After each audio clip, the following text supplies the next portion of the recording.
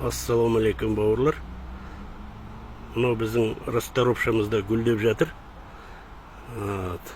Көктемде мен бұның кішкентай кезінде түрін көрсеткенмін. Екеу салғам, төртеу салғам. Соның екеуі ғана шықты. Міне, мынау екіншісі де гүлдеп жатыр. Бұл бүткіл әлем бұны мойындаған бірінші орында тұрған өсімдік бауыр ауруларына қарсы. Оны көп адамдар уже біледі. Бүткіл ғаламтор бұл туралы шулап жатыр.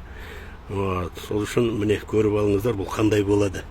Бұны басқа осы гүлдері ұқсайтын жаңа өсімдік бар, лопух деген дәу жапырақтары бар. Өнігін екіншісі чертополох деген, мына жолдың шетінде бір лас жерлерде өседі, ұзын боп.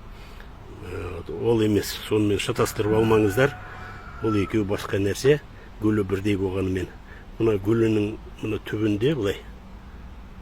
Түбінде бұның жаңағы несі болады, дәндері болады. Мына әптен үлкен болып піскен кезде мына гүлін шығарып алады. Сол кезде ішінен дәндері шығады. Сол дәнді емдікке пайдаланады. Бірақ та бұның мынау расторопшаны тұтас жапырақтарына дейін тұтас пайдалануға болады. Кептіріп, шай сияқты ашқарынға шу уақыт ішеді бұны бір-бір стақаннан жылыдай.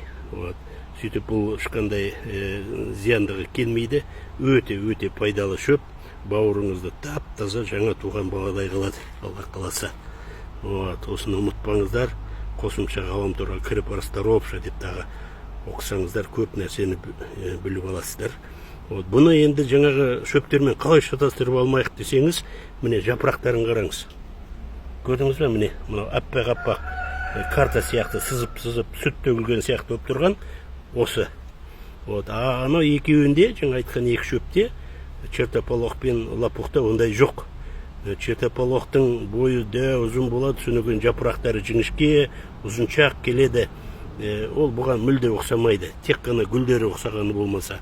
Сол үшін мұна жапырақтарына қараңыз. Ең бірінші жапырақтарына қараңыз. Жапырақтары осындай сүт төгілген болып, карта сияқты дейін бе, қалай өздеріңізге ыңғайлы өстіп тұрса, значит бұл осы расторопша. Алла бере салған керемет шөп.